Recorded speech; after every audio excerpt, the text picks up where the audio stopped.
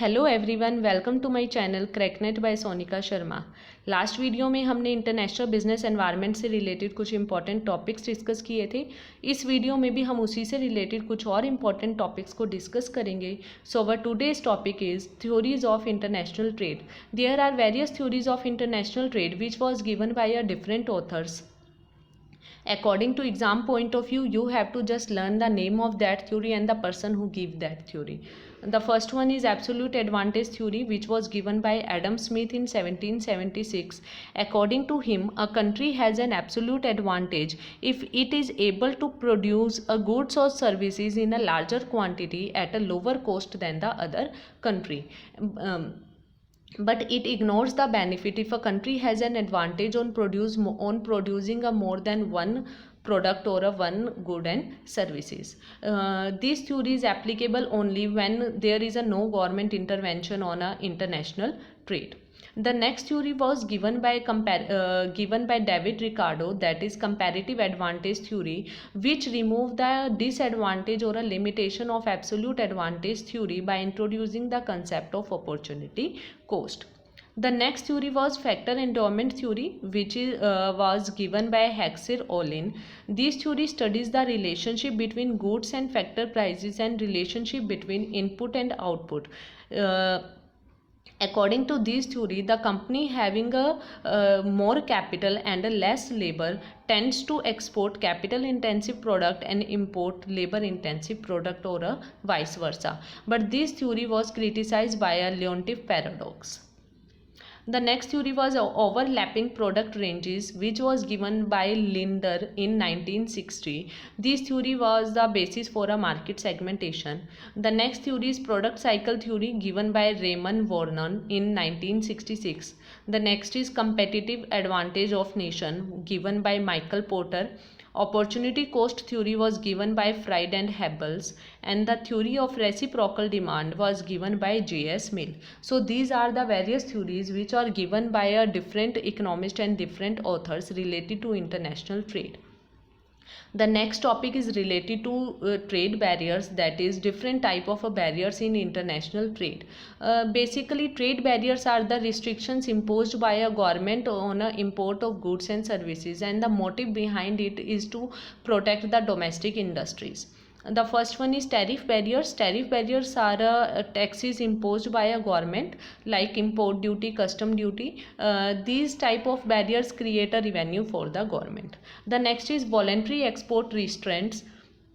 It is an agreement between exporting and importing country to limit the quantity businesses can export during a particular period. The next is regulatory barrier. It is also known as a legal barrier. It is related to the safety standards of related to goods and services and the pollution standards, etc.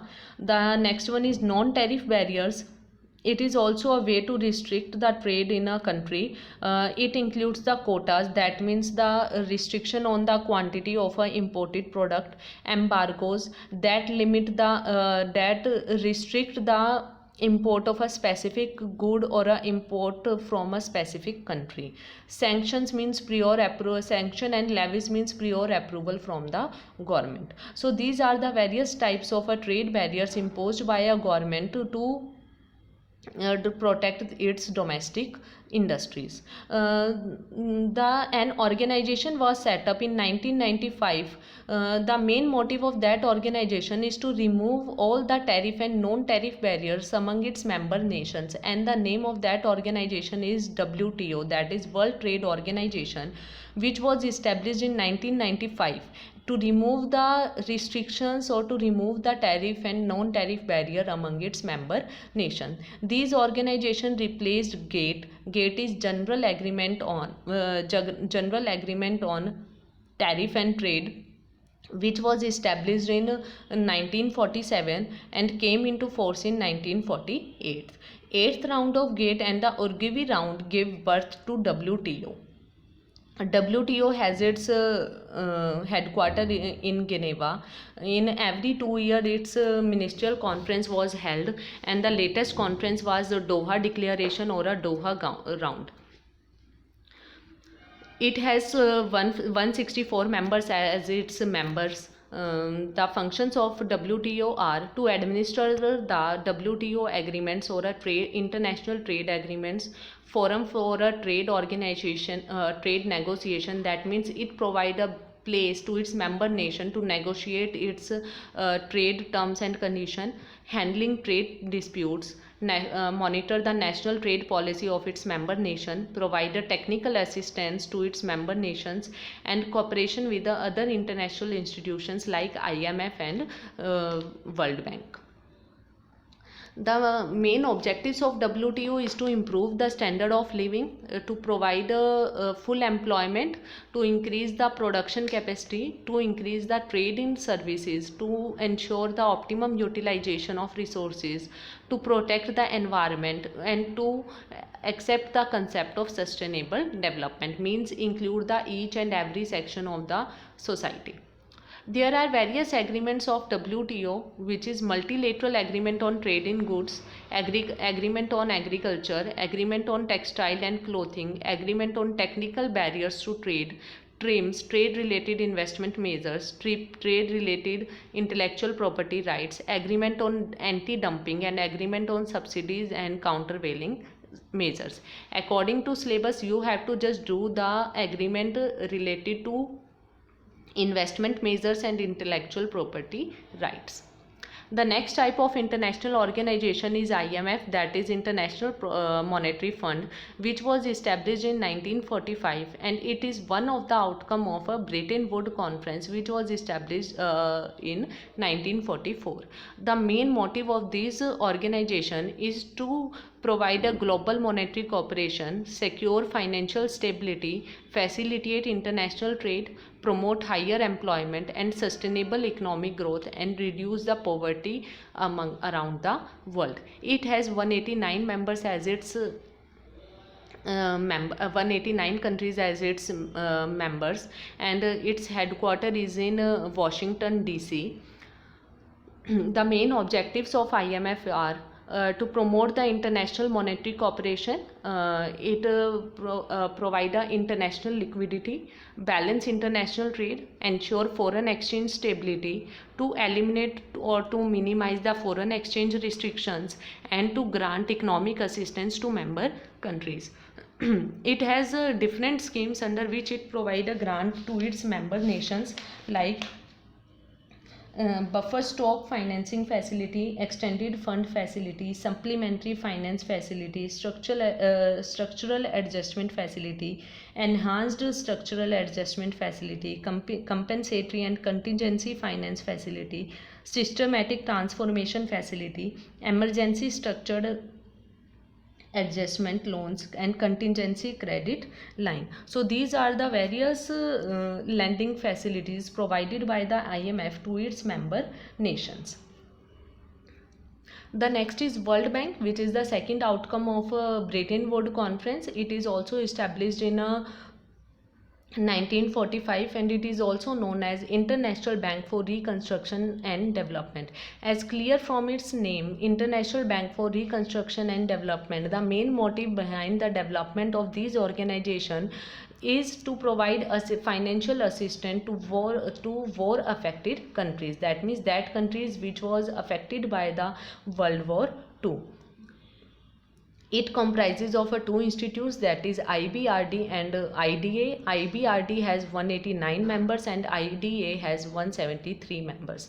The main objectives of World Bank is to provide a long-term capital to its member countries for the economic reconstruction and development. IMF basically provide a short-term financial assistance to its member nation for the BOP crisis, that is balance of payment crisis. But the World Bank provide a long-term assistance to its member nations for the reconstruction and development. To induce a long-term capital investment, to provide a guarantee on a private loans, to ensure the implementation of development projects. The World Bank group consists of 5 organizations. The first one is IBRD. The main goal of IBRD is to reduce the poverty in less developed countries by promoting sustainable development through loans, guarantees, and loan lending, including advisory services. The next is International Development Association, that is that was established in 1960. It provide interest-free loans and soft loan schemes and grant to government to a private sector. That means it provide a soft loans to a poorer countries, or we can say that less developed countries or underdeveloped countries. The main objectives are to provide a development finance or easy terms and conditions, and to promote the economic development, increase productivity, and raise the standard of living in the underdeveloped countries. The next type of organization is the International Finance Corporation, which was established in 1956. It is the largest organization which focus on a private sector. The main purpose behind its establishment was to develop a private sector and poverty reduction. The main goals of IFC are creating a sustainable financial farming opportunities, improving health and education services, providing more access to financial services for medium and small scale enterprises, increase the infrastructure facilities, and reduce the greenhouse emissions. So these are the main 5 goals of IFC. The next is Multilateral Investment Guarantee Agency, which was established in 1988, was created to promote the foreign direct investment into developing countries to support the economic growth, reduce poverty, and improve the people's life, that is, improve their standard of living. It is a joint venture of World Bank and IFC, and it encourages the FDI and insurance cover against a political risk.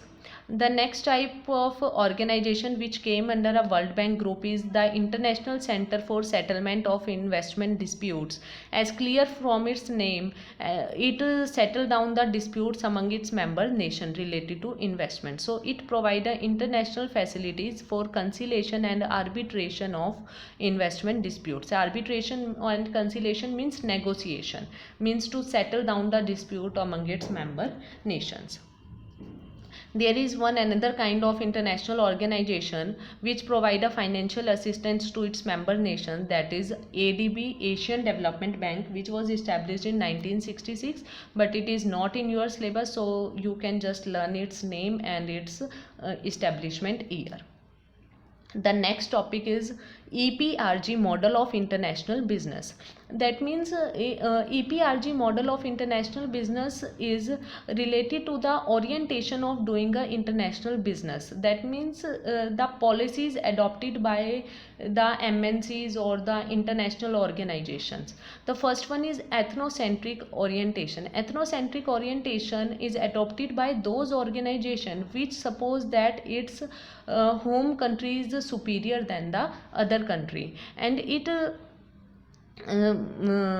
applies its home country policies and home country policies and standards to all the subsidiary companies. It follows a home country policy. The next is polycentric orientation.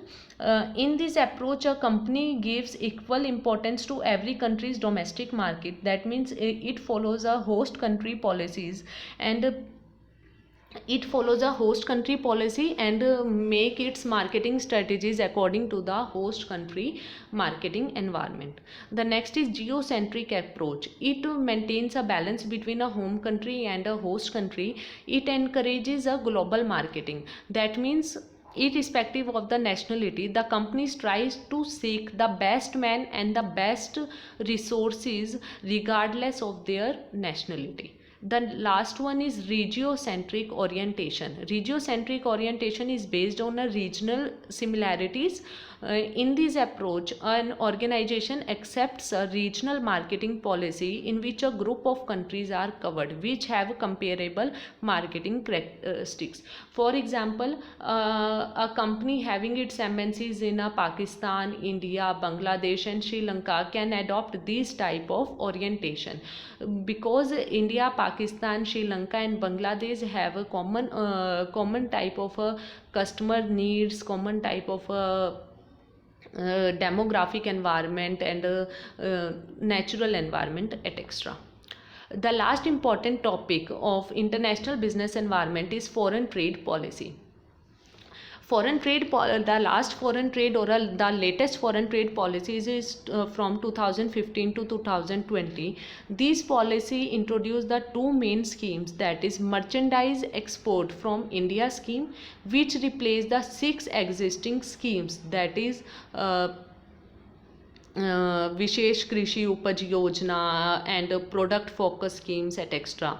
And the second one is service export from India scheme, which replaced the scheme served from India. The benefit of exporters will be depend on the net foreign earnings. This policy also introduced the Niryat Bandhu scheme for mentoring of a new and a potential exporters. This policy also introduced the single window clearance schemes for the easy export and export and import. This policy also introduce the market access initiatives and market development assistance. It also introduced the EPCG, and it provide a new criteria for providing a status to export house, that is if a export house do a business of $3 million, it came under a 1-star export house category, and if did a business of $25 million, it came under a 2-star export house category, and the business, if the business is up to $100 million, then it is in category of 3-star house category, and the next one is 4-star house export house category is up to $500 million, and 5-star export house category is up to $2,000 million. These policy also focused on the objectives of a BJP, that is Make in India, Digital India and Skill India initiatives. So these are the various topics of international business environment which we covered in 3 videos. Some of the topics are left, like FDI and balance of payment. These topics were discussed in the various questions. Like balance of payment से related हमारे काफ़ी सारे questions आए थे कि balance of payment होता क्या है, उसके अंदर कौन सी हम ट्रांजैक्शंस को इंक्लूड करते हैं, कैपिटल अकाउंट आता है, करंट अकाउंट आता है, एंड एफडीआई से रिलेटेड भी हमारे काफ़ी सारे क्वेश्चंस आए थे. तो उन टॉपिक्स को हम वहाँ पे कवर कर चुके हैं, तो उनको हमने रिपीट नहीं किया यहाँ पे. So thank you everyone. Please like and subscribe my channel. For any query and PDF, you can mail me at crackyournet@gmail.com, and you can also post your queries in a chat box. Thank you everyone.